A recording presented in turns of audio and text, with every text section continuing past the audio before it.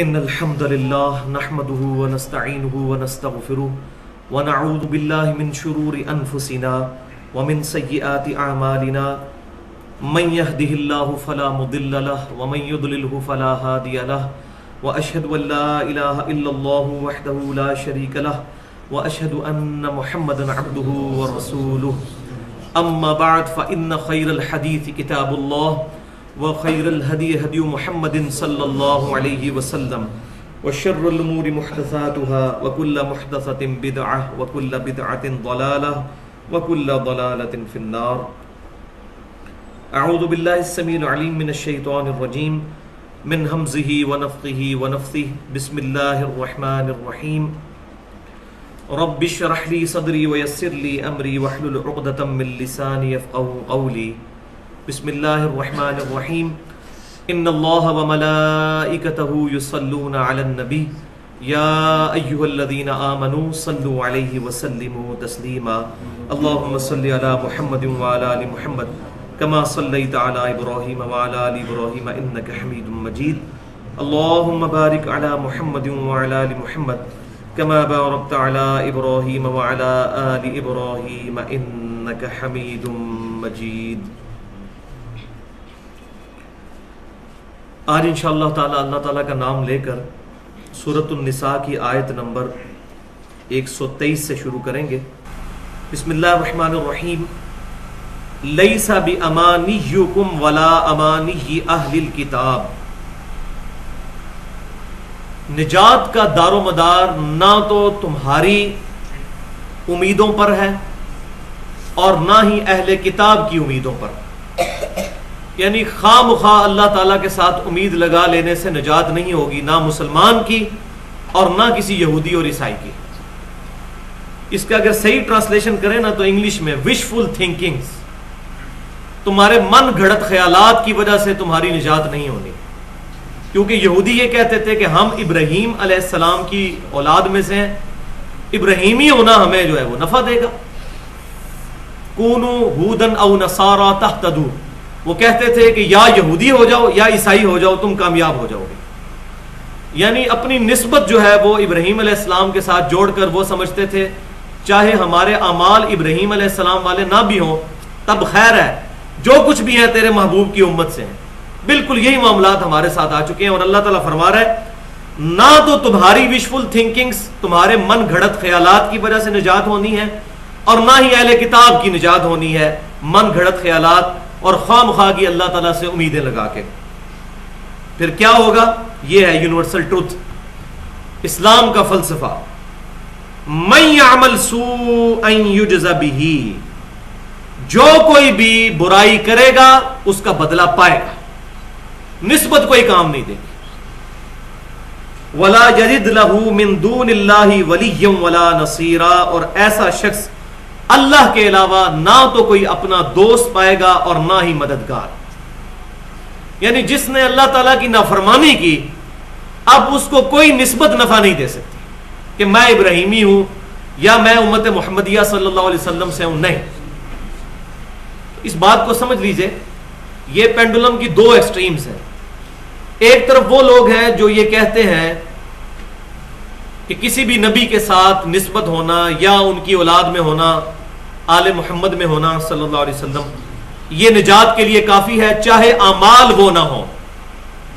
یہ بھی گمراہی پر مبنی ہے نظریہ. دوسرا نظریہ یہ ہے کہ انسان کے اعمال ہی سب کچھ ہیں، کسی کی نسبت اس کو کوئی نفع نہیں دے گی. تو یہ نظریہ بھی بالکل غلط ہے.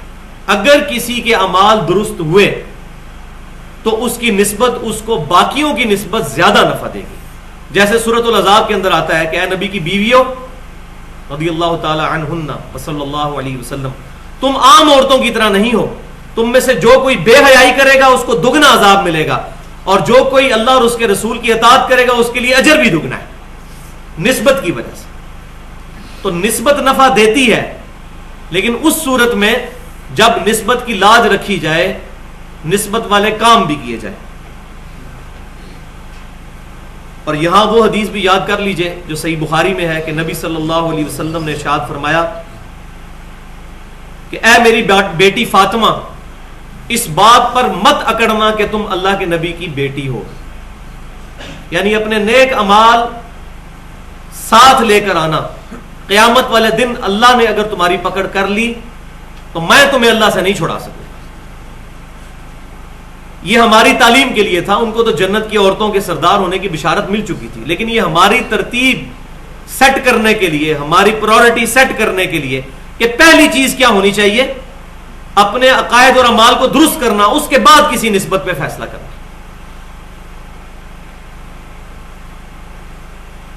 اسی طریقے سے سورہ ہود کے اندر آیت نمبر 45 سے لے کے 47 تک سیدنا نوح علیہ السلام اور ان کے بیٹے کا جو واقعہ ہوا ہے وہ اللہ تعالیٰ نے نقل فرمایا ہے, اور اس کا کنکلوژن یہی ہے کہ نوح علیہ السلام نے اپنے کافر بیٹے کے لیے دعا جب کی تو اللہ تعالیٰ نے فرمایا کہ اے نوح علیہ السلام, یہ تیرے اہل میں سے ہی نہیں ہے. اور نوح علیہ السلام کہہ رہے تھے یا اللہ یہ میرے اہل میں سے ہے.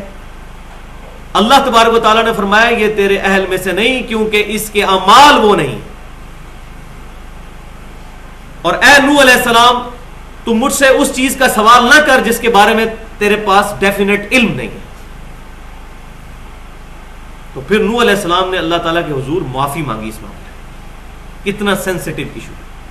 تو نبی کا بیٹا بھی ہو اگر اس کے اعمال نہیں ہے پیغمبر والے تو اس کو نسبت کوئی نفع نہیں دے گی. البتہ اگر اس کے اعمال پیغمبر والے ہیں تو نسبت نفع دے گی.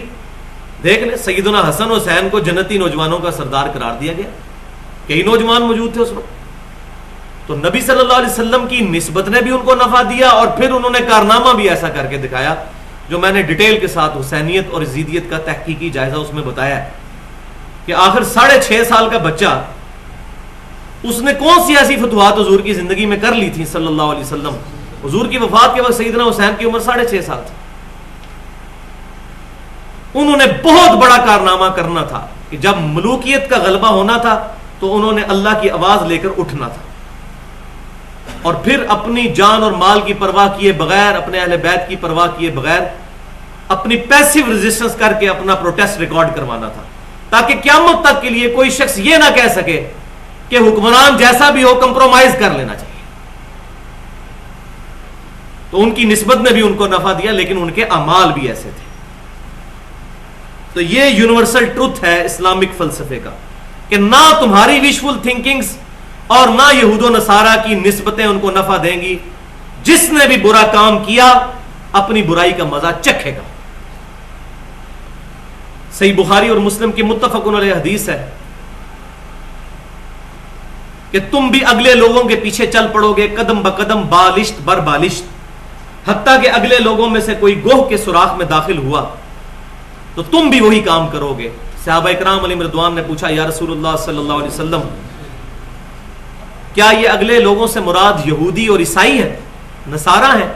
آپ صلی اللہ علیہ وسلم نے فرمایا اگر وہ لوگ مراد نہیں تو کون سے لوگ مراد ہیں؟ تو یہودیوں اور عیسائیوں کی برائی قرآن پاک میں جگہ جگہ مینشن ہوئی ہے کہ وہ کہتے تھے ہماری ابراہیمی نسبت ہے, ہمیں انشاءاللہ تعالیٰ بیڑا پار ہے.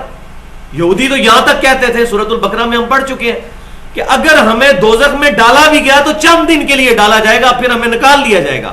اور آج معذرت کے ساتھ مسلمانوں کا بھی یہ عقیدہ ہے کہ ایک بار پھیرا لگے گا دوزخ دا, پھر جیسی جنت ہی جانا ہے.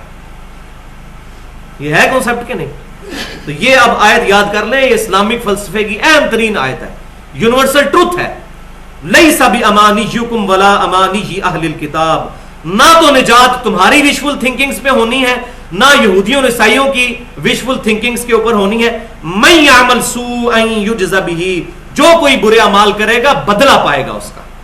ولا یجد لہ من دون اللہ ولیا ولا نصیرا, پھر اللہ تعالیٰ کے مقابلے پر وہ کسی کو اپنا دوست اور مددگار نہیں پائے گا. والعیاذ باللہ تعالی.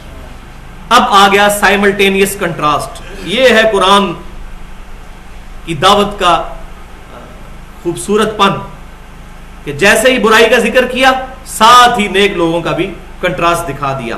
وَمَن يَعْمَلْ مِنَ الصَّالِحَاتِ مِن ذَكَرٍ أَوْ أُنثَىٰ, اور جو کوئی بھی نیک اعمال کرے گا قطع نظر اس کے کہ وہ مرد ہو یا عورت, وَهُوَ مُؤْمِنٌ, لیکن ہو وہ ایمان والا, بے ایمان نہ ہو, عقیدے میں شرک کی آمیزش نہ ہو, ختم نبوت والا معاملہ اس کا کلیئر ہو. اسی طریقے سے جو جو ضروریات دین ہیں ان پر ایمان رکھنے والا ہو. فَأُولَٰئِكَ يَدْخُلُونَ الْجَنَّةَ، تو یہی وہ لوگ ہیں جو جنت میں داخل کیے جائیں گے. وَلَا يُظْلَمُونَ نَقِيرًا، اور ان پر تل کے برابر بھی ظلم نہیں کیا جائے گا. یعنی اللہ تعالیٰ پورا پورا بدلہ ان کو دے گا. اس میں مسلمانوں کے لیے تسلی ہے کہ دنیا میں کتنی تکالیف برداشت کرنا پڑے، حلال اور حرام کی تمیز کرنے کی خاطر، اللہ تعالیٰ کی اطاعت کرنے کے لیے لوگوں کے طعنے بھی سننے پڑے، تو یہ کبھی خیال نہ آئے کہ میرے اعمال کی جزا مجھے ملنی ہے یا نہیں ملنی. شک نہیں کرنا، ایک تل کے برابر بھی اللہ تعالیٰ ظلم نہیں کرے گا اپنے بندوں پر. اب آ رہا ہے کہ مومن کون ہے، کس کا دین اللہ کے حضور قبول ہے. وَمَنْ أَحْسَنُ دِينًا مِّمَّنْ أَسْلَمَ وَجْهَهُ لِلَّهِ، اس سے بڑھ کر کس کا دین اچھا ہو سکتا ہے جس نے اپنے رب کے حضور سر تسلیم خم کر دیا ہو. یا اللہ جو تیری مرضی، سر تسلیم خم. مسلم وَهُوَ مُحْسِنٌ، اور پھر پریکٹیکلی وہ درجہ احسان پر فائز ہو، یعنی نیکوکار بھی ہو. خالی نہ کہے کہ جو کچھ بھی ہیں تیرے محبوب کی امت سے ہے، محبوب صلی اللہ علیہ وسلم کی نسبت کی لاج بھی رکھے. پھر وہ وَاتَّبَعَ مِلَّةَ إِبْرَاهِيمَ حَنِيفًا، اور پیروی کرے ابراہیم علیہ السلام کی ملت کی جو حنیفہ تھے، سب سے ٹوٹ کر ایک اللہ کے ہو گئے تھے. یہ امام حنیفہ رحمۃ اللہ علیہ والا حنیفہ نہیں ہے، یہ الف کے ساتھ، سب سے ٹوٹ کر ایک رب کا ہو جانے والا. وَاتَّخَذَ اللَّهُ إِبْرَاهِيمَ خَلِيلًا، اور ابراہیم کی کیا شان تھی، اللہ تعالیٰ نے انہیں اپنا جگری دوست بنا لیا تھا. اگر آپ اس کو با محاورہ ٹرانسلیشن کریں، اللہ تعالیٰ تو ان چیزوں سے پاک ہے. یعنی گاڑی دوستی تھی ابراہیم علیہ السلام کے ساتھ، اللہ تعالیٰ نے ان کو اپنا خلیل بنا لیا تھا. اور صحیح مسلم میں آتا ہے کہ نبی صلی اللہ علیہ وسلم نے فرمایا کہ جس طرح ابراہیم علیہ السلام کو اللہ نے اپنا خلیل بنایا، مجھے بھی اللہ تعالیٰ نے اپنا خلیل بنایا. وَلِلَّهِ مَا فِي السَّمَاوَاتِ وَمَا فِي الْأَرْضِ، اور اللہ ہی کے لیے ہے جو کچھ آسمانوں میں ہے اور جو کچھ زمین میں ہے، سب اللہ کی ملکیت ہے. جب یہ الفاظ آتے ہیں نا، یہ ہمیشہ جب کوئی کریٹیکل بات ہوتی ہے نا، اس کے بعد اللہ تبارک و تعالیٰ کی طرف سے یہ بے نیازی کے کلمات آتے ہیں. اللہ ہی کے لیے ہے جو کچھ آسمان اور زمین میں ہے، یہ اللہ کے فیصلے ہیں، اللہ کے ڈیوائن ڈیسیژنز ہیں. وَكَانَ اللَّهُ بِكُلِّ شَيْءٍ مُحِيطًا، اور اللہ تعالیٰ ہر چیز کو گھیرے ہوئے ہے، اس سے کوئی چیز پوشیدہ نہیں. جس نے اچھے اعمال کیے اللہ کے حضور وہ ریکارڈ ہے، اور برے اعمال کیے اللہ کے حضور ریکارڈ ہے. اب اگلے رکوع کے اندر یتیم عورتوں اور مسکینوں سے متعلق اور یتیموں سے متعلق، بیوہ عورتوں سے متعلق کچھ ڈسکشن ہونے لگی ہے، جس کا کچھ حصہ میں ڈیٹیل کے ساتھ سورۃ النساء ہی کی آیت نمبر 3 کے اندر پہلے بیان کر چکا ہوں. تو اس آیت نمبر 3 کے اندر یہ بات آئی تھی کہ تم جو یتیم بچیاں ہیں ان کے علاوہ کسی اور کے ساتھ شادی کرو، کیونکہ وہاں کا کلچر یہ تھا کہ یتیم بچیوں کے ساتھ شادی کر کے ان کی دولت پر قبضہ کر لیا جاتا تھا. تو اللہ تعالیٰ نے اس کو کنڈیم کیا سختی کے ساتھ، حرام نہیں فرمایا لیکن اتنی سختی کے ساتھ کنڈیم کیا کہ تمہیں یہ چاہیے کہ تم یتیم بچیوں کی شادی کہیں اور کر کے خود ان کے ولی بنو، تم سرپرست ہو. اگر یتیم بچیوں سے تم شادی کرو گے تو اگر ان کے ساتھ زیادتی کرو گے تو ان کا ولی پیچھے کون ہوگا؟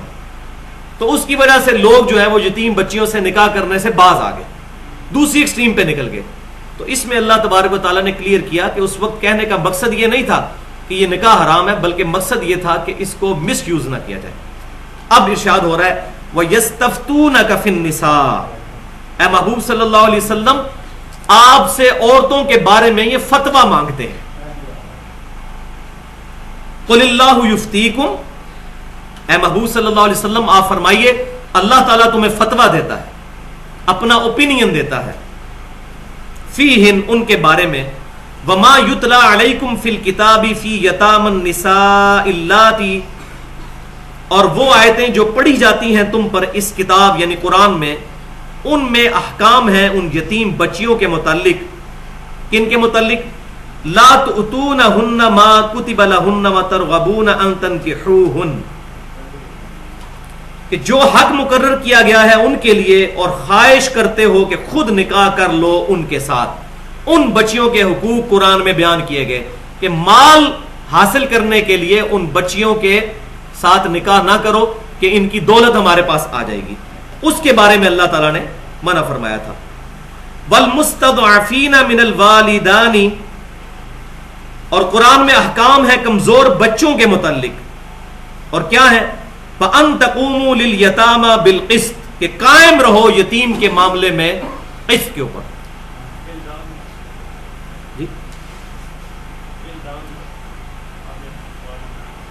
من الولدان وَأَن تَقُومُوا لِلْيَتَامَى بِالْقِسْطِ وَمَا تَفْعَلُوا مِنْ خَيْرٍ فَإِنَّ اللَّهَ كَانَ بِهِ عَلِيمًا، اور جو کوئی بھی تم بھلائی کا کام کرو گے کسی کے ساتھ تو اللہ تعالیٰ کے علم میں، یعنی انسان کی نیکی کبھی ضائع نہیں جاتی، اللہ تبارک و تعالیٰ چھوٹی سی چھوٹی نیکی بھی سنبھال کر رکھتا ہے. تو یہ تو ہو گیا یتیم بچیوں سے متعلق. اب آ رہا ہے عورتوں سے متعلق. کون سی عورتیں؟ ایسی عورتیں کہ جن کے اندر ان کے خاوند کے لیے دلچسپی ختم ہو چکی ہو. عورت بوڑھی ہو چکی ہے، مرد ابھی جوان ہے، تو ان کے بارے میں اللہ تبارک و تعالیٰ نے ان کے حقوق کی بھی جو ہے پاسداری کرنے کا حکم فرمایا. اور وہ کیا؟ وَإِنِ امْرَأَةٌ خَافَتْ مِن بَعْلِهَا نُشُوزًا أَوْ إِعْرَاضًا فَلَا جُنَاحَ عَلَيْهِمَا أَن يُصْلِحَ بَيْنَهُمَا صُلْحًا، اور اگر کوئی عورت یہ ڈر کرے کہ اس کا خامند اس کے ساتھ زیادتی کرے گا یا اس سے کنارہ کشی اختیار کر لے گا تو کوئی حرج نہیں اگر وہ اپنا معاملہ صلح کے ساتھ طے کر لے. جس کی ایک مثال صحیح بخاری میں نبی صلی اللہ علیہ وسلم کی زوجہ محترمہ سیدہ سودا رضی اللہ تعالیٰ عنہا کے بارے میں ملتی ہے. وہ کافی بوڑھی ہو چکی تھی اور ان کو بھی ظاہر ہے کہ اس طرح کی کوئی سیکچول خواہش نہیں رہی تھی، تو انہوں نے اپنی باری اپنی مرضی سے سیدہ عائشہ کو گفٹ کر دی ہوئی تھی کہ جو نبی صلی اللہ علیہ وسلم نے رات ان کے ہاں گزارنی تھی تو انہوں نے خود ہبہ کر دی تھی. یا رسول اللہ صلی اللہ علیہ وسلم آپ سیدہ عائشہ کے پاس چلے جایا کریں، میری والی باری میں خود اپنی مرضی سے ہبہ کرتی ہوں ان کو. تو اللہ تعالیٰ فرما رہا ہے اس طریقے سے اگر کوئی عورت خود صلح والا معاملہ اپنے خامند کے ساتھ کر لیتی ہے تو پھر خامند کے اوپر کوئی حرج نہیں ہوگا، آپس میں ڈیسائیڈ کیا جا سکتا ہے. والصلح خیر، اور صلح ہی دونوں کے لیے بہتر ہے، بجائے اس کے کہ طلاق تک نوبت آئے صلح کر لینے میں ہی بہتری ہے. وَأُحْضِرَتِ الْأَنفُسُ الشُّحَّ وَإِن تُحْسِنُوا وَتَتَّقُوا فَإِنَّ اللَّهَ كَانَ بِمَا تَعْمَلُونَ خَبِيرًا، اور موجود رکھا گیا ہے نفسوں میں بخل، اور اگر تم احسان کرو اور پرہیزگاری کی روش اختیار کرو تو بے شک اللہ تعالیٰ جو کچھ تم کرتے ہو اس سے باخبر ہے. ہر انسان کے اندر لالچ چھپی ہوئی ہے. ایک سب سے بڑی لالچ جو ہے انسان کے اندر وہ ارج ٹو ڈومینیٹ، کہ ہر شخص یہ چاہتا ہے کہ میری بات مانی جائے، دوسرا بندہ سرنڈر کر لے اور حکم میرا چلے. تو اللہ تعالیٰ فرماتا ہے کہ اگر کوئی ایسا معاملہ ہو جاتا ہے، کبھی بیوی کو سرنڈر کرنا پڑتا ہے تو کبھی خامند کو سرنڈر کرنا پڑتا ہے، تو وہ یہ نہ سمجھے کہ میرے ساتھ زیادتی ہو رہی ہے، وہ سیکریفائس کر کے صبر کا دامن تھام لے اور قربانی کرنے میں عافیت سمجھے. یہ ساتھ ساتھ جو ہے نا وہ ذہن سازی بھی ہو رہی ہے اس معاملے میں. اب یہ اہم ترین آیت آ رہی ہے قرآن پاک میں، جس پہ میں پہلے بھی گفتگو کر چکا ہوں جب میں نے سورۃ النساء کی آیت نمبر 3 کے تحت اسلام میں جو 4 شادیوں کی اجازت ہے اس کو ڈیٹیل کے ساتھ ایڈریس کیا تھا. اس میں نے کافی دیر گفتگو کی تھی اور یہ آیت بھی ہم نے وہاں پڑھی تھی. وَلَن تَسْتَطِيعُوا أَن تَعْدِلُوا بَيْنَ النِّسَاءِ، اور تم ہرگز اس چیز کی طاقت نہیں رکھتے کہ اپنی بیویوں کے درمیان عدل کر سکو. وہاں آیا تھا کہ اگر تمہیں یہ خدشہ ہو کہ تم اپنی بیویوں کے درمیان عدل نہیں کر سکو گے تو پھر ایک بیوی پر ہی قناعت کرو. 4 کی اجازت ہے اس صورت میں اگر عدل کر سکو. لیکن یہ عدل یاد رکھیں، یہ عدل سے مراد دلی رجحان نہیں ہے بلکہ جو چیزیں کوانٹیفائی ہو سکتی ہیں، گنی جا سکتی ہیں. مثال کے طور پر جیب خرچ، اس میں عدل ہوگا. اسی طریقے سے وقت میں عدل ہوگا. 4 بیویاں ہیں تو ہر بیوی کو اگر 1 دن دیا جاتا ہے، سب کو 1 دن دیا جائے. باقی دلی رجحان والا معاملہ تو نبی صلی اللہ علیہ وسلم خود اپنے بارے میں کہتے ہیں کہ آپ صلی اللہ علیہ وسلم کا دلی رجحان سیدہ عائشہ کی طرف زیادہ تھا. تو دلی رجحان کے اوپر گرفت نہیں ہے. یہ جو کہا گیا کہ جو یہ قدرت نہیں رکھ سکتا عدل کی، اور تم یہاں کہہ دیا گیا کہ ہرگز قدرت نہیں رکھو گے تم عدل کرنے کی، وہ والا عدل تو کبھی بھی نہیں تم کر سکتے کہ دلی رجحان. ہاں، جو چیزیں کوانٹیفائی ہو سکتی ہیں، گنی جا سکتی ہیں، ان میں عدل کرو. تم عدل نہیں کر سکو گے. ان تعدلوا بین النساء، عورتوں کے درمیان اس طرح کا عدل. ولو حرصتم فلا تمیلوا کل المیل فتذروها کالمعلقہ، اگرچہ تم کتنے ہی خواہش مند ہو، تم اپنی بیویوں کے درمیان عدل نہیں کر سکو گے. تو ایک چیز کا صرف خیال رکھ لو، کیا؟ فلا تمیلوا، مت جھک جاؤ ایک ہی کی طرف، کل المیل، ایک ہی بیوی کی طرف مکمل جھک جاؤ. فتذروها کالمعلقہ، اور دوسری بیوی بس اس طرح ہو جائے کہ وہ معلق ہو گئی ہے، نہ تو وہ شوہر والی ہے اور نہ طلاق یافتہ ہے. یعنی مکمل طور پہ ایک بیوی کی طرف مت جھک جاؤ. اس طرح کی چیز نہ کرو تو تم 1 سے زیادہ بیویاں 4 تک رکھ سکتے ہو. وَإِن تُصْلِحُوا وَتَتَّقُوا، اور اگر تم اپنا رویہ درست کرو اور اللہ کا تقوی اختیار کرو، فَإِنَّ اللَّهَ كَانَ غَفُورًا رَحِيمًا، تو بے شک اللہ تعالیٰ معاف فرمانے والا، رحم فرمانے والا ہے. کیا مطلب؟ کہ اپنی طرف سے پوری کوشش کر لو، اس کے باوجود اگر تھوڑی بہت کوتاہی ہوگی تو اس میں پریشان نہیں ہونا، ٹینشن نہیں لینی، اللہ تعالیٰ معاف کرنے والا ہے. یعنی یہ بالکل نیچرل تعلیمات ہیں کہ اللہ تعالیٰ اپنی بات ٹھونستا نہیں کسی پہ. جتنی کوشش کر سکتے ہو اتنا کرو، باقی جو تھوڑا بہت 19-20 کا فرق ہے وہ اللہ تعالیٰ معاف فرمانے والا ہے.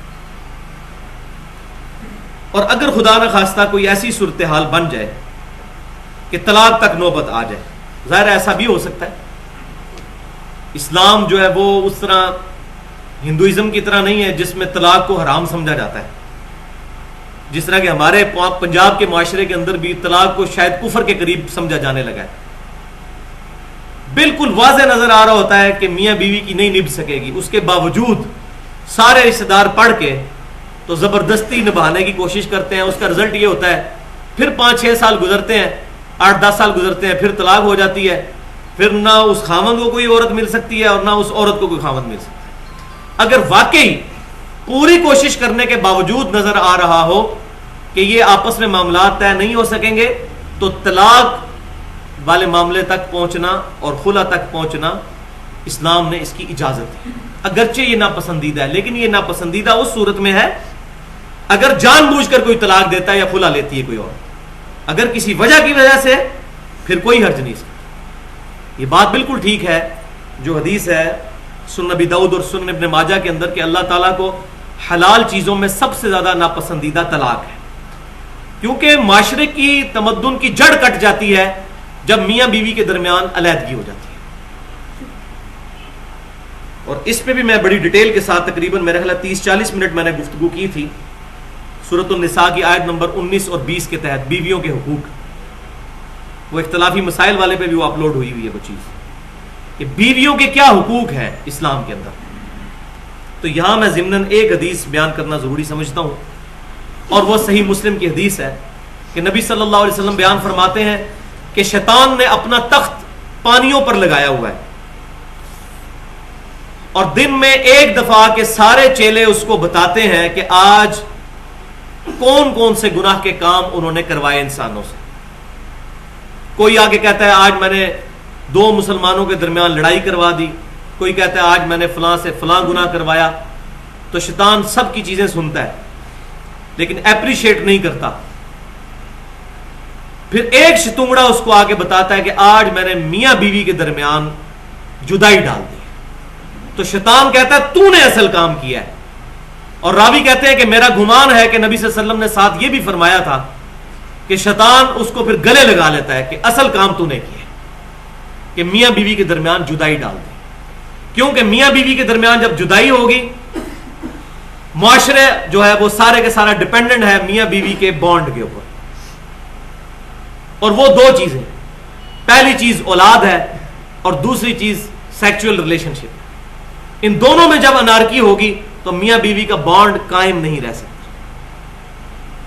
اولاد بھی بہت بڑا ذریعہ ہے میاں بیوی کے اکٹھا رہنے کا، لیکن اگر میاں بیوی الگ ہو جائیں گے تو اس اولاد کو آپ سمجھ لیں کہ وہ معاشرے کے لیے ناسوری پھر بن جائے گی. اس لیے کنڈیم کیا گیا ہے اسلام میں کہ آخری حد تک کوشش کی جائے طلاق نہ ہو. لیکن اگر حالات نہ بن رہے ہوں تو بجائے لڑائی جھگڑے کرنے کے، اور آج کل جس طرح ٹی وی کے اوپر خبریں آ رہی ہیں کہ کوئی بیوی اپنے خاوند کو ذبح کر کے اس کا گوشت پکا لیتی ہے انڈیا میں، آ رہی ہیں، آپ دیکھ لیں ٹی وی پہ خبریں آ رہی ہیں.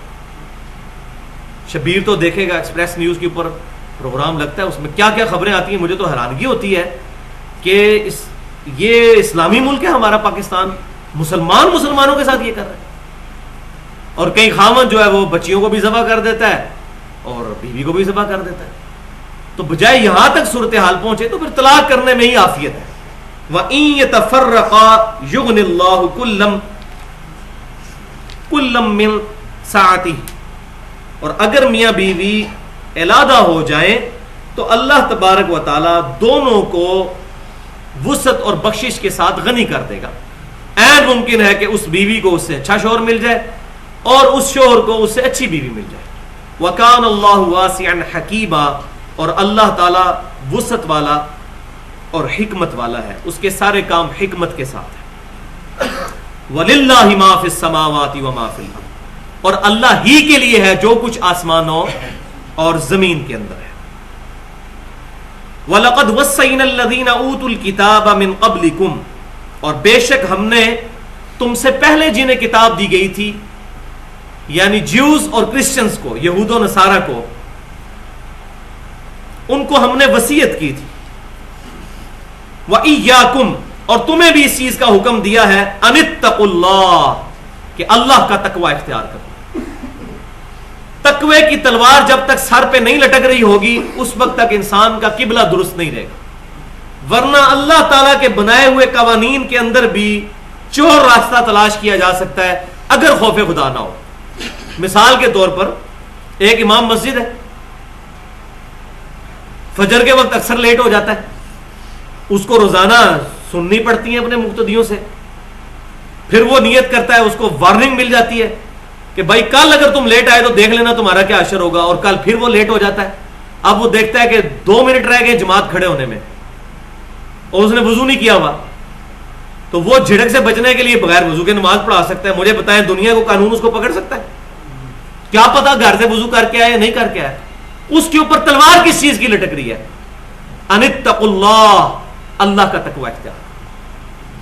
تقوی نہیں ہوگا نا، دنیا کا بڑے سے بڑا قانون چاہے اسلامی ہو غیر اسلامی ہو کسی کو برائی سے نہیں روک سکتا.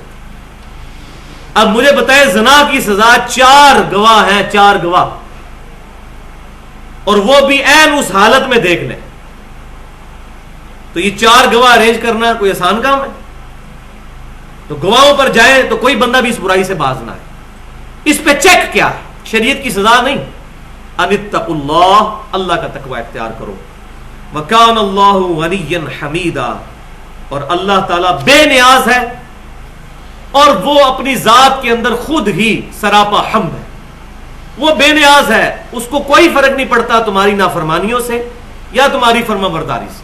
ہاں یہ ضرور ہے کہ وہ ناراض ہوتا ہے نافرمانی سے اور فرما برداری سے خوش ہوتا ہے، لیکن اس کو کوئی ٹینجیبل فارم میں کوئی تکلیف نہیں پہنچتی اس چیز سے. وہ بے نیاز ہے اور تمہاری تعریف کا بھی وہ محتاج نہیں. وہ خود اپنی ذات کے اندر ستودہ صفات ہے. تو تقوی مین چیز ہے. اسی لیے سورہ آل عمران کی آیت نمبر 102 کے اندر واضح طور پر فرمایا گیا، یا ایھا الذین آمنوا اتقوا اللہ حق تقاته. اے ایمان والو اللہ تعالیٰ کا تقوی اختیار کرو جیسا کہ تقوی اختیار کرنے کا حق ہے. اور سب سے بڑا حق کیا ہے؟ وَلَا تَمُوتُنَّ إِلَّا وَأَنْتُمْ مُسْلِمُونَ. اور دیکھنا تمہیں موت نہ آئے مگر اس حال میں کہ تم اللہ کے فرما بردار مرنا.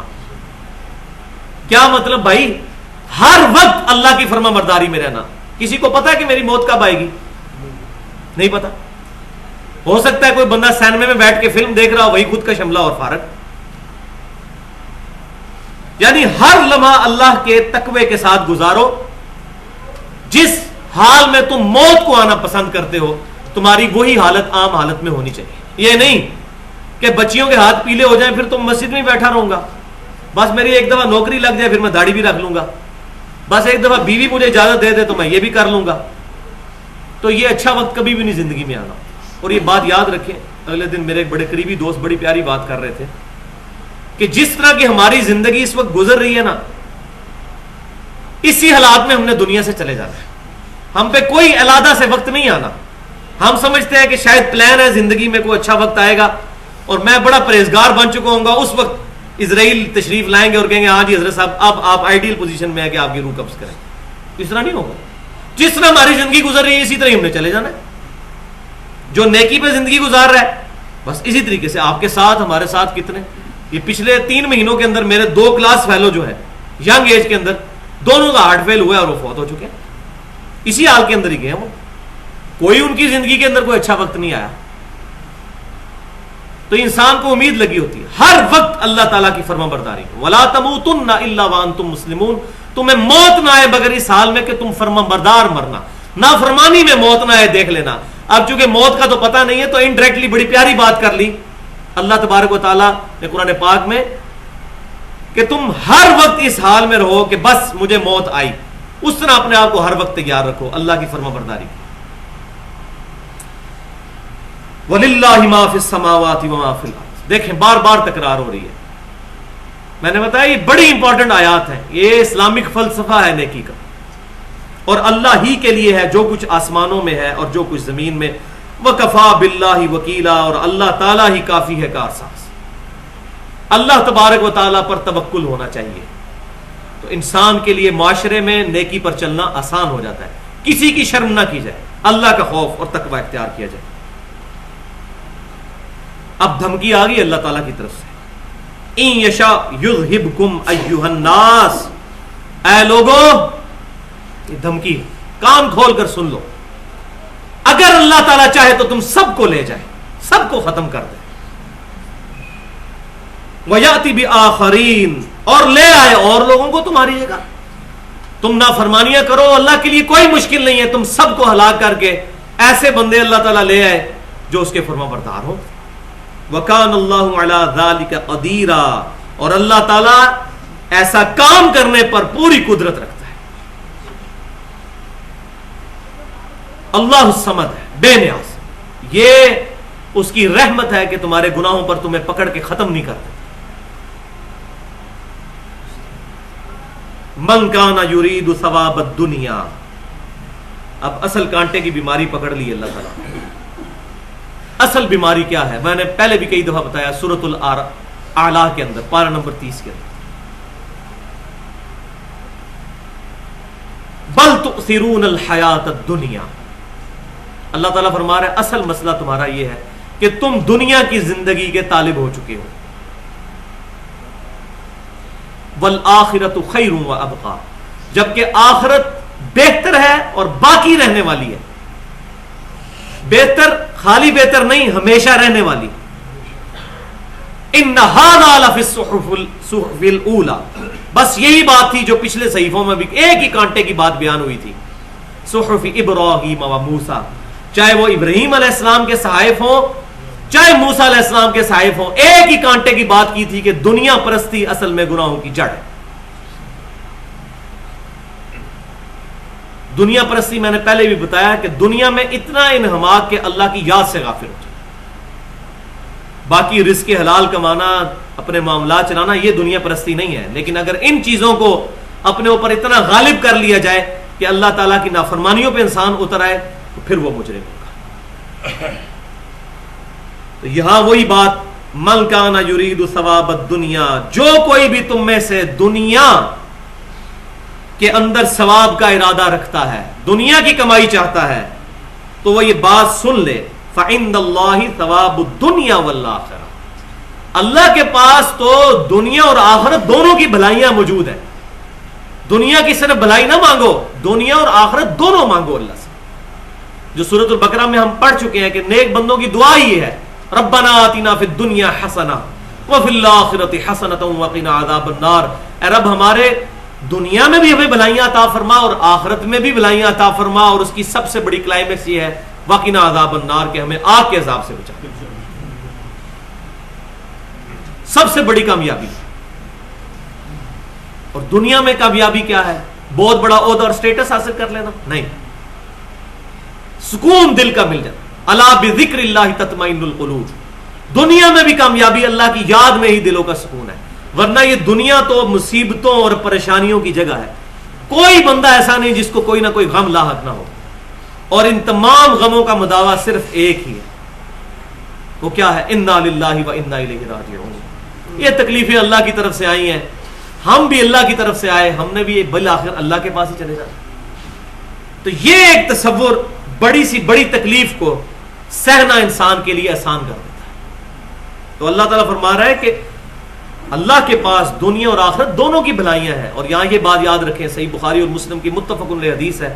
انس بن مالک رضی اللہ تعالیٰ عنہ کہتے ہیں، یہ وہ صحابی جنہوں نے نبی صلی اللہ علیہ وسلم کو 10 سال تک وضو کروایا، آپ کے گھر کے فرد کی طرح آپ کے ساتھ رہے، اور نبی صلی اللہ علیہ وسلم کی وفات کے بعد 82 سال تک زندہ رہے، 93 ہجری میں فوت ہوئے. اور صحابہ اکرام میں سیدنا ابو ہریرہ، سیدنا عبداللہ بن عمر کے بعد تیسرے نمبر پہ سب سے زیادہ حدیثیں روایت کرنے والے انس بن مالک رضی اللہ تعالیٰ عنہ. وہ کہتے ہیں، بخاری اور مسلم کے الفاظ ہیں کہ میں نے نبی صلی اللہ علیہ وسلم کو کبھی یہ دعا چھوڑتے ہوئے نہیں دیکھا. آپ کوئی اور دعا مانگے یا نہ مانگے، یعنی مختلف اوقات میں مختلف دعائیں آپ نماز کے بعد یا تشہد میں مانگا کرتے تھے، لیکن ایک دعا آپ ہمیشہ مانگا کرتے تھے، اللہم ربنا آتنا فی الدنیا حسنہ وفی الآخرۃ حسنۃ وقنا عذاب النار. پرفیکٹ دعا.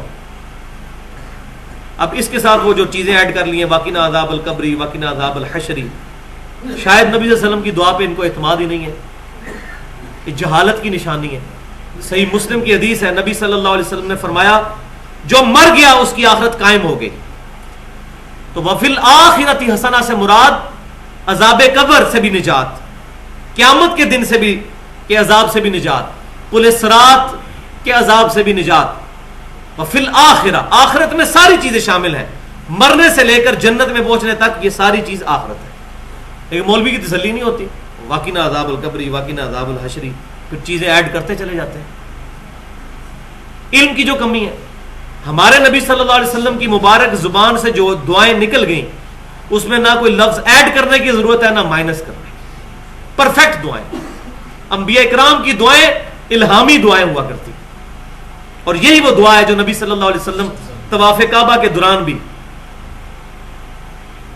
رکن یمانی سے لے کے حجر اسود تک وہ جو دیوار ہے مستجاب 70 انبیاء کا مصلی، اس کے سامنے سے گزرتے ہوئے یہی دعا پڑھا کرتے تھے، ربنا آتنا فی الدنیا حسنہ وفی الآخرۃ حسنۃ وقنا عذاب النار وکان اللہ سمیعا بصیرا. اور اللہ تعالی ہر بات سننے والا اور دیکھنے والا ہے. یہ دونوں کوالٹیز کے ہر وقت ہر چیز کا علم دیکھنے اور سننے کے اعتبار سے یہ صرف اللہ کے ساتھ خاص ہے. اب اگلے رکوع کے اندر اسلام کے دستوری نظام کی ریڑھ کی ہڈی ایڈریس ہونے جا رہی ہے، جس میں پہلے ڈیٹیل سے گفتگو سورۃ النساء کی آیت نمبر 58 اور 59 کے اندر کر چکا ہوں کہ اسلام کا جو دستوری نظام ہے وہ 3 چیزوں پر بنیاد رکھتا ہے. پہلی چیز کہ حکومت کی ذمہ داریاں اہل لوگوں کے سپرد کی جائیں. یہ سورۃ النساء آیت نمبر 58 اور 59 میں آ چکا ہے.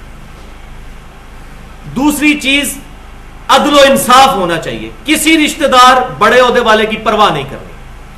اور تیسری چیز یا ایھا الذین آمنوا اطیعوا اللہ واطیعوا الرسول واولی الامر منکم فان تنازعتم فی شیء فردوہ الی اللہ والرسول ان کنتم تؤمنون باللہ والیوم الآخر. اے ایمان والو، اطاعت کرو اللہ کی اور اس کے رسول کی صلی اللہ علیہ وسلم، اور اپنے حکمران کی، اور اگر حکمران سے اختلاف ہو جائے فَإِن تَنَازَعْتُمْ فِي شَيْءٍ فَرُدُّوهُ إِلَى اللَّهِ وَالرَّسُولِ، تو اپنے معاملے کو اللہ اور اس کے رسول کی طرف پلٹاؤ.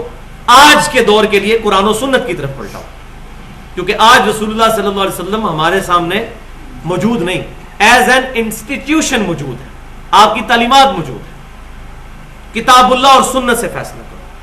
لیکن وہی کرے گا ان کنتم تؤمنون باللہ والیوم الآخر، اگر تم اللہ پر ایمان رکھتے اور قیامت کے دن کی جواب دہی پہ، تب تم اللہ رسول کے اوپر فیصلہ کراؤ گے، ورنہ اپنے اپنے بزرگوں کے پیچھے لگے رہو گے.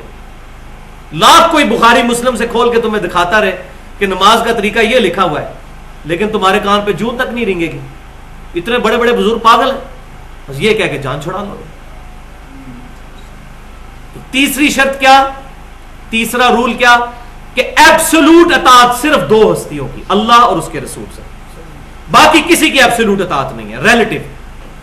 جو اللہ اور اس کے رسول کے احکام کے اندر عز و جل و صلی اللہ علیہ وسلم بات کرے گا اس کی بات سر آنکھوں پر، ورنہ قبول نہیں ہوگی. جو امام مالک رحمہ اللہ کا قول ہے، نبی صلی اللہ علیہ وسلم کی مبارک قبر کی طرف اشارہ کر کے کہتے تھے اس صاحب قبر کے علاوہ دنیا میں کوئی ایسا شخص نہیں ہے جس کی بعض باتیں مقبول اور بعض مردود نہ ہو سوائے اس شخص کے.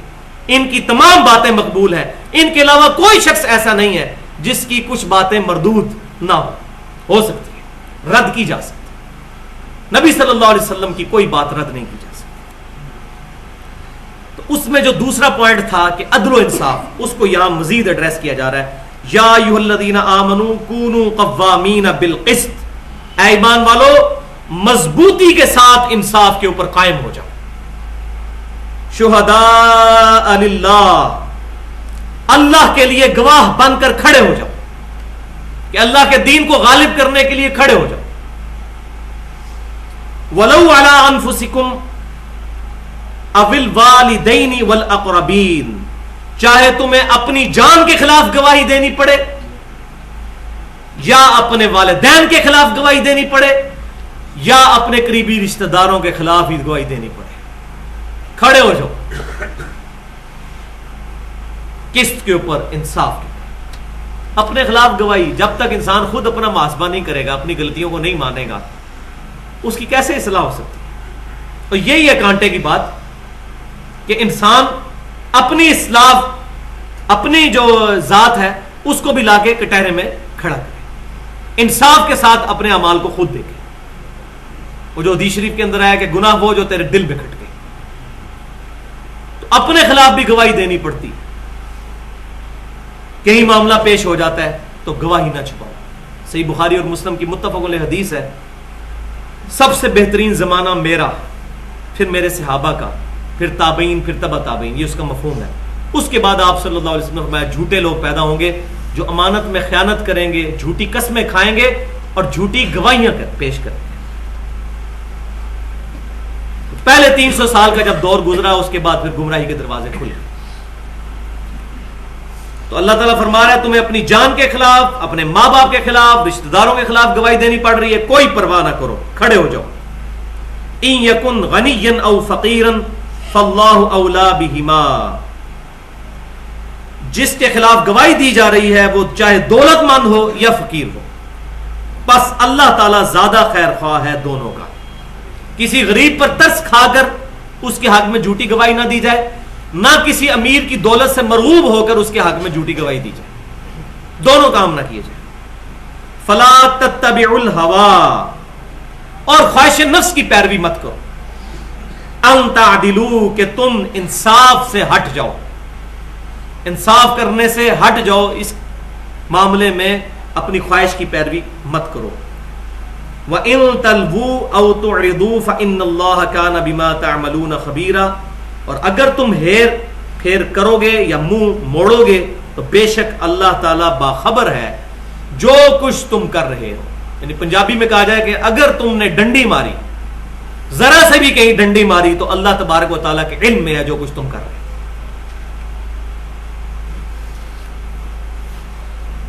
اب یہ قرآن پاک کی سخت ترین آیت ہے. اتنی سخت آیت شاید اس ٹاپک پہ اور کوئی نہیں ہے. بالکل واضح، یا ایھا الذین آمنوا، اے ایمان والو، آمنوا باللہ. دیکھو، ایمان لاؤ اللہ پر. پہلے ایمان والے، پھر کہا جا رہا ہے اے ایمان والو ایمان لاؤ اللہ پر. وَرَسُولِهِ، اور اس کے رسول پر. وَالْكِتَابِ الَّذِي نَزَّلَ عَلَى رَسُولِهِ، اور اس کتاب پر بھی ایمان لاؤ جو اس نے اپنے محبوب صلی اللہ علیہ وسلم پر نازل کی. کیا مطلب؟ کنوکشن والا ایمان، یقین قلبی والا ایمان لے کر آؤ. سن سنا کے سننی نہیں، پڑھ پڑھا کے سننی، جو میں کہتا ہوتا ہوں. کی بنیاد کے اوپر. یہ نہیں ہے کہ ہندوؤں کے گھر پیدا ہوئے تو ہندو، قادیانیوں کے گھر پیدا ہوئے تو قادیانی، بریلویوں کے گھر پیدا ہوئے تو بریلوی، اسی طریقے سے دیوبندی، اہل حدیث، جس کے گھر پیدا ہوئے وہی بن جاؤ. نہیں، کنوکشن والا ایمان علم کی بنیاد کے اوپر، دل گواہی دے کہ ہاں واقعی اسلام حق ہے، قرآن حق ہے، نبی صلی اللہ علیہ وسلم کی دعوت حق ہے. ایمان لاؤ اللہ پر، اس کے رسول پر اور کتاب پر جو نازل ہوئی رسول اللہ صلی اللہ علیہ وسلم پر، والکتاب الذی انزل من قبل، اور جو کتابیں نازل ہوئیں اس سے پہلے ان پر بھی ایمان لاؤ. یہودیوں اور عیسائیوں والا کام نہ کرنا کہ اپنے نبیوں کو مان لیا باقیوں کو ٹھکرا دیا. نہیں، تمام انبیاء اور کتابوں کو مانو. وَمَن يَكْفُرْ بِاللَّهِ وَمَلَائِكَتِهِ وَكُتُبِهِ وَرُسُلِهِ، تو جو کوئی بھی کفر کرے گا، انکار کر دے گا اللہ کا، اس کے فرشتوں کا، اس کی کتابوں کا، اس کے رسولوں کا، والیوم الآخر، اور قیامت کے دن کا، فقد ضل ضلالا بعیدا، تو ایسا شخص بے شک گمراہ ہو گیا اور گمراہی میں بھی دور جا پڑا. والعیاذ باللہ تعالی. تو یہ ایمان والوں کو مخاطب کیا گیا. طویل خاص کے اعتبار سے یہ منافقین کو خطاب ہے. میں نے سورۃ النساء کے تعارف میں بتایا تھا، اس میں کم از کم 80 آیات میں منافقین کو خطاب کیا گیا، اور پورے قرآن میں منافقین کو کبھی بھی یا ایھا الذین نافقوا کہہ کے نہیں پکارا گیا. منافقین کے لیے بھی آیات جو نازل ہوئے یا ایھا الذین آمنوا کے ساتھ ہے، کیونکہ قانوناً تو وہ مسلمان ہی تھے، بلکہ صحابہ تھے. وہ تو نبی صلی اللہ علیہ وسلم کی وفات کے فوراً بعد آپ دیکھیں کس طریقے سے لوگ مرتد ہوئے ہیں. وہی لوگ جنہوں نے نبی صلی اللہ علیہ وسلم کی زیارت کی ہوئی تھی، ایمان لائے ہوئے تھے، مرتد ہو گئے، صحابہ تھے.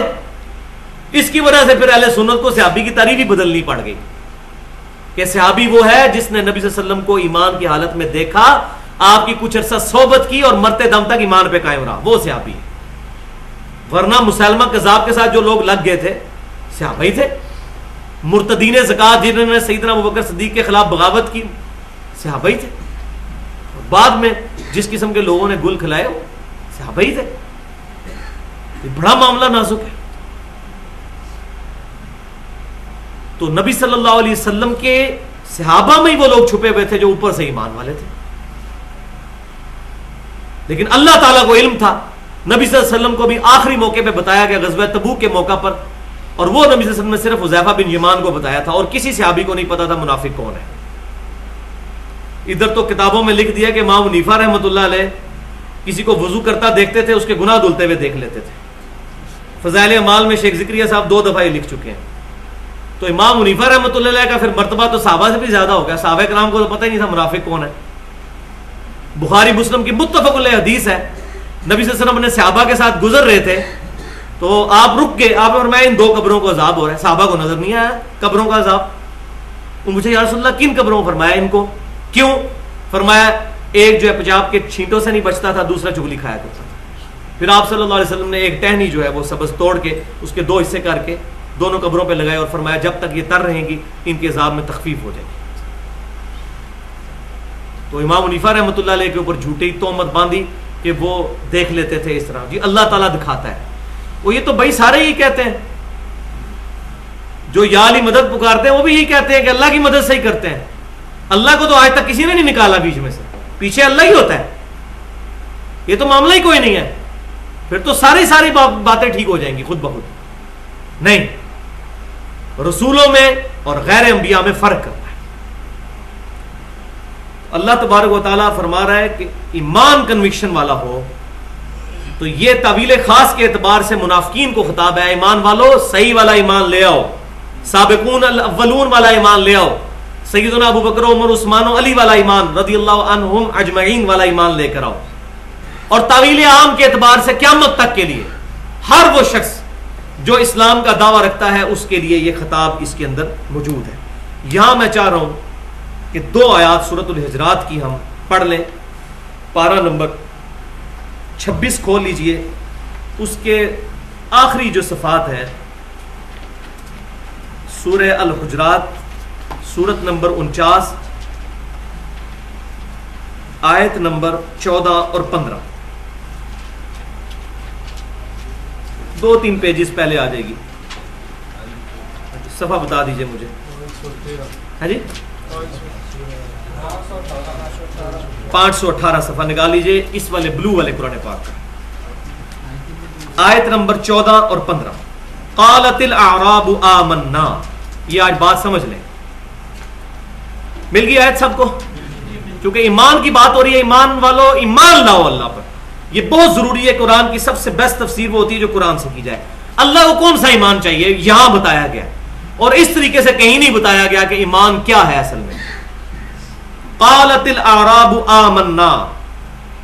آراب کہتے ہیں یہ پینڈو لوگ, دیہاتی لوگ. نبی صلی اللہ علیہ وسلم پر تازہ تازہ ایمان لائے. فتح مکہ کے موقع پر معافیاں ملی اور لوگ جوگ در جوگ ایمان میں داخل ہو گئے. کنوکشن والا ایمان نہیں تھا, بس سارے لائی لگ ہو گئے. اذا جاء نصر اللہ والفتح ورأیت الناس يدخلون فی دین اللہ افواجا. جب وہ دیکھا کہ نبی صلی اللہ علیہ وسلم نے فتح مکہ کر لی تو لوگ فوج در فوج ایمان کے اندر داخل ہو گئے. تو وہ پھر نبی صلی اللہ علیہ وسلم پر احسان جتاتے تھے کہ ہم دیکھیں جی ایمان لے آئے ہیں. اب آپ ذرا سن لیجئے کہ مؤمن اور مسلم میں کیا فرق ہے. قالت الاعراب آمنا. یہ دیہاتی لوگ کہتے ہیں ہم ایمان لائے ہیں. قل, اے محبوب صلی اللہ علیہ وسلم ڈنکے کی چوٹ پر ان سے حکم فرمائیے, لم تؤمنوا, تم ایمان نہیں لائے ہو. ولیکن قولوا اسلمنا, بلکہ یہ کہو کہ ہم نے اسلام قبول کیا ہے. ابھی صرف تصدیق کی ہے اللہ رسول کی. او بھائی میں نے قربانیاں دی کوئی نہیں ہے دین کے لیے. تو ایمان تو چیک ہوگا. جن لوگوں نے غزوہ بدر کے اندر اپنے اعضاء لٹائے, جن لوگوں نے غزوہ احد کے اندر نبی صلی اللہ علیہ وسلم کے لیے جانیں قربان کی اور اپنے آپ کو زخمی کروایا, ان لوگوں نے تو پریکٹیکلی ثابت کیا تھا. فتح مکہ کے موقع پر جن لوگوں کو معافیاں ملی ہوئی تھی اس وقت تو ایمان لانے میں عافیت تھی. اس وقت ایمان لانا تو جو ہے وہ نفع کا باعث تھا ان کے لیے, تکلیف والا ایمان تو نہیں تھا. اسی لیے سورۃ الحدید میں اللہ تعالیٰ نے فرمایا جو فتح مکہ سے پہلے مسلمان ہوئے اور جو فتح مکہ کے بعد یہ برابر نہیں ہو سکتے کبھی بھی. اسی لیے صحیح بخاری میں آتا ہے سیدنا عمر نے کیٹیگوریکل مینشن کیا تھا میں 6 بندوں کے علاوہ کسی کو خلافت کا اہل نہیں سمجھتا. وہ 6 کے 6 عشرہ مبشرہ تھے, سابقون الاولون. سیدنا عثمان, سیدنا علی, سعد بن ابی وقاص, عبد الرحمن بن عوف رضی اللہ تعالی عنہم اجمعین. آپ رضی اللہ تعالی نے فرمایا ان 6 کے علاوہ میں کسی کو خلافت کا حقدار نہیں سمجھتا. کیوں کہ یہ لوگ سابقون الاولون تھے. لیکن بعد میں پھر بدقسمتی ہوئی کہ وہی لوگ کہ جن لوگوں نے ڈر کے کلمہ پڑھے تھے ان لوگوں نے پھر مسلمانوں کی حکومت چھین کے اور سارا کے سارا معاملہ تل پٹ کر دیا. قل لم تؤمنوا ولكن قولوا اسلمنا. اے محبوب صلی اللہ علیہ وسلم آپ فرما دیجئے کہ تم ایمان نہیں لائے بلکہ کہو کہ اسلام لے کر آئے ہو. وَلَمَّا يَدْخُلِ الْإِيمَانُ فِي قُلُوبِكُمْ, اور ابھی تمہارے دلوں میں ایمان تو داخل ہی نہیں ہوا. خالی کلمہ پڑھ لینے سے پہلے دن سے ہی نبی صلی اللہ علیہ وسلم عزیز ہو جائیں گے, ایسا تو ہو ہی نہیں سکتا. یہ کوئی بجلی کا سوئچ تو نہیں کہ آن آف ہو جائے گا. قربانیاں دینے کے بعد جذبہ ہوتا ہے. دنیا میں بھی انسان جس چیز کے لیے محنت کرتا ہے اس کی تڑپ تبھی دل میں پیدا ہوتی ہے. اب جن لوگوں نے پاکستان بنانے میں قربانیاں کی ہیں, جو ان کو درد ہو سکتا ہے پاکستان کا, ہمیں تو ہو ہی نہیں سکتا. سیدھی سی بات ہے, ہمارے سامنے مثال موجود ہے. اور آج گمراہی اس درجے پہ پہنچ چکی ہے کہ ویڈیوز موجود ہیں ان نعروں کی, پاکستان کا مطلب کیا, لا الہ الا اللہ, اور ٹی وی پہ ڈیبیٹ چل رہی ہے نہیں جی پاکستان تو ایک سیکولر اسٹیٹ بنی تھی, اس کا کوئی مقصد نہیں تھا. ویڈیوز موجود ہیں تو دھوکہ کر رہے ہیں. وہ تو اللہ کا شکر ہے ویڈیوز موجود ہیں. وَإِن تُطِيعُوا اللَّهَ وَرَسُولَهُ, اور اگر تم سچے دل سے اطاعت کرو گے اللہ کی اور اس کے رسول کی, لا یلتکم من اعمالکم شیئا, تو اللہ تبارک و تعالی ذرا کمی نہیں کرے گا تمہارے اعمال میں. ان اللہ غفور الرحیم, بے شک اللہ تعالی معاف فرمانے والا رحم فرمانے والا ہے. اور مومن کی اب تعریف آ گئی, انما المؤمنون الذین آمنوا باللہ ورسولہ, بے شک ایمان والے مومن تو وہ ہیں. اب شیشہ سامنے رکھ لیں, اس آیت کو شیشہ بنا لیں اور ہم سب اپنی اپنی شکل اس شیشے میں دیکھیں کہ جو ایمان لائے اللہ اور اس کے رسول پر, ثم لم یرتابوا, پھر شک نہیں کیا, شک نہیں دل میں آیا کبھی, پکا یقین ہو گیا پکا یقین ہوگا تو فجر کے وقت خود بخود اذان کے لیے نماز کے لیے آنکھ کھلے گی. شک ہوگا تو کبھی آنکھ نہیں کھلے گی. جیسے میں پہلے بھی بتا چکا کہ گورنمنٹ کی طرف سے اناؤنسمنٹ ہو کہ جو فجر کی نماز تکبیر اولیٰ سے پڑھے گا پہلی صف میں اس کو 5,000 روپیہ فی نماز ملے گا. تو کیسا یقین اگر گورنمنٹ کی طرف سے ہو جائے اور ایک دو ملے داروں کو مل بھی چکا ہو تو کیا خیال ہے, لوگ رات کو سوئیں گے, رات کو مسجد میں جا کے ڈیرا ڈال دیں گے. شک نہیں کرنا ایمان لانے کے بعد, اور یہ ہے اس کا سمم بونم آ گیا, ہائیسٹ گڈ ایمینوئل کانٹ کی فلسفی میں. وَجَاهَدُوا بِأَمْوَالِهِمْ وَأَنفُسِهِمْ فِي سَبِيلِ اللَّهِ, اور پھر جہاد کریں, پوری کوشش کھپا دیں, اور اس کا ہائیسٹ گڈ وہ قتال کے لیے بھی آمادہ ہو جائیں, اپنی جان بھی اپنا مال بھی اللہ کے لیے لٹا دیں, تب وہ ایمان والے ہوں گے. اولئک هم الصادقون, یہی لوگ ہوں گے اپنے دعوے میں سچے کہ وہ ایمان والے ہیں. تو یہ ہے وہ لٹمس ٹیسٹ جو کیمسٹری میں کہا جاتا ہے کسی ایلیمنٹ کو چیک کرنے کا. لٹمس ٹیسٹ اللہ اور اس کے رسول پر ایمان لانا, کنوکشن والا, پھر شک نہیں کرنا, اور شک دور کرنے کا سب سے بڑا ذریعہ یہ ہے کہ اپنا مال جان سب کچھ اللہ کے لیے لٹا دینا, تب کنوکشن والا ایمان ہوگا. اللہ تعالی ہم سب کو ایسا ایمان نصیب فرمائے, صحابہ اکرام علیہم رضوان سابقون الاولون والا ایمان نصیب فرمائے. اگلی آیت پڑھ لیجئے اب, سورہ نساء کی آیت نمبر 137. ان الذین آمنوا, بے شک وہ لوگ جو ایمان لائے, ثم کفروا, پھر انہوں نے کفر اختیار کیا, ثم آمنوا, پھر ایمان لائے, ثم کفروا, پھر کفر اختیار کر لیا, ثم ازدادوا کفرا, پھر کفر میں بڑھتے ہی چلے گئے. جنہوں پنجابی کیا جاتا ہے کہ تھیندے تھیندے تھیں گے, پھر ڈوبتے ڈوبتے ڈوب ہی گئے. لم یکن اللہ لیغفر لهم ولا یہدیہم سبیلا, تو اللہ تبارک و تعالیٰ کی سنت نہیں ہے ان کے معاملے میں کہ وہ ان کو بخشے, اور نہ ہی وہ کوئی راہ راست پا سکیں گے. بشر المنافقین بان لهم عذابا الیما, خوشخبری سنا دیجئے, کتنی ٹانٹ ہے, تانا, خوشخبری سنا دیجئے منافقین کو کہ ان کے لیے دردناک عذاب تیار کیا ہوا ہے. وَلِعَاذُ بِاللَّهِ تَعَالَى. یہاں منافقانہ سوچ کا بیان ہو رہا ہے. کنوکشن والا ایمان نہیں ہوتا, ڈولتے رہتے ہیں. ایمان لائے, پھر دیکھا کافروں کا پلڑا بھاری ہے, اس طرف جھک گئے, پھر دیکھا مسلمانوں کا پلڑا بھاری ہے, اس طرف جھک گئے. تو اس طرح کرتے کرتے کرتے تھیندے تھیندے تھیں گے, فارغ ہی ہو گئے. کنوکشن والا ایمان ہونا چاہیے. یہ منافقین کے ایمان کے بارے میں ڈسکشن ہو رہی ہے کہ ادھر ادھر ادھر ادھر. یہ غیر شعوری ان کا تھا, ظاہر ہے جان بوجھ کے نہیں کرتے تھے, بس مشکلات برداشت کرنا ہر بندے کا تو کام نہیں ہوتا. بخاری اور مسلم کی متفق علیہ حدیث ہے, نبی صلی اللہ علیہ وسلم کا کاتب وحی جو تھا مرتد ہو گیا تھا. زمین میں اس کو دفناتے تھے, زمین اس کو باہر پھینک دیتی تھی. کاتب وحی تھا, عیسائی ہو گیا تھا. تو اللہ تعالیٰ سے ایمان و عافیت کی دعا مانگتے رہنا چاہیے. سیدنا ابو درداء رضی اللہ تعالیٰ عنہ کا قول ہے سنن طبرانی میں, کوئی شخص اس بات سے مطمئن نہیں ہو سکتا کہ موت کے وقت اس کا ایمان سلامت رہے گا یا نہیں. یہ صحابی کہہ رہے ہیں. وَلِعَاذُ بِاللَّهِ. تو منافقین کو بشارت سنا دیجئے. الذین یتخذون الکافرین اولیاء من دون اللہ. منافقین کی سب سے بڑی نشانی یہ ہے کہ انہوں نے من دون المؤمنین, انہوں نے مومنین کو چھوڑ کر کافروں کے ساتھ اپنی یاریاں لگا لی ہیں. ایبتغون عندهم العزہ, کیا یہ عزت حاصل کرنے کے لیے کافروں کے پاس جاتے ہیں؟ فإن العزة للہ جمیعا, تو سن لو کہ بے شک ساری کی ساری عزت تو اللہ کے ہاتھ میں, اللہ کے پاس عزت کو تلاش کرو. منافقین ان کافروں کے ساتھ دوستیاں گانٹ کر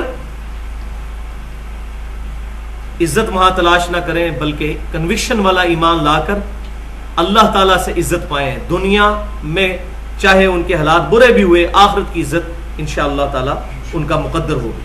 تو یہ آخر میں اسی کانٹیکسٹ میں وہ آیت یاد کر لیجئے سورۃ البقرہ کی, وَلَنَبْلُوَنَّكُمْ بِشَيْءٍ مِّنَ الْخَوْفِ وَالْجُوعِ وَنَقْصٍ مِّنَ الْأَمْوَالِ وَالْأَنفُسِ وَالثَّمَرَاتِ. یہ 5 چیزوں سے, کبھی بھوک سے, کبھی مال اور جان کے نقصان سے, کبھی پھلوں کے نقصان سے, کبھی خوف سے, تمہیں ضرور آزمائیں گے، وَلَنَبْلُوَنَّكُمْ، ضرور آزمائیں گے. کیوں؟ الَّذِي خَلَقَ الْمَوْتَ وَالْحَيَاةَ لِيَبْلُوَكُمْ أَيُّكُمْ أَحْسَنُ عَمَلًا. زمین و آسمان میں اللہ تعالیٰ نے جو انسان کو اپنی تخلیق کا کلائمیکس بنایا ہے، اس کو زندگی اور موت والے معاملے میں ڈالا ہے تاکہ جانچا جائے کون اچھے اعمال کرتا ہے اور کون نہیں. جانچ لازمی ہونی، ٹھوک بجا کے چیک ہونا ہے کہ ایمان والا کون ہے اور بے ایمان کون ہے، اور وہ بغیر تکلیفوں کے نہیں ہونے، تکلیفوں کے ساتھ ہی ہونا. اللہ تبارک و تعالیٰ سے دعا ہے جو کچھ آج ہم نے حق بات سنی ہمارے دلوں میں راسخ فرمائے، اور اگر میرے منہ سے کوئی غلط بات نکل گئی تو ہمارے دلوں سے محو کر دے. اللہ تعالیٰ ہمیں کتاب و سنت کی تعلیمات پر عمل کر کے دوسرے بھائیوں تک پہنچانے کی توفیق عطا فرمائے. سبحانک اللہم و بحمدک، اشہد ان لا الہ الا انت، استغفرک و اتوب الیک، وما علینا الا البلاغ المبین.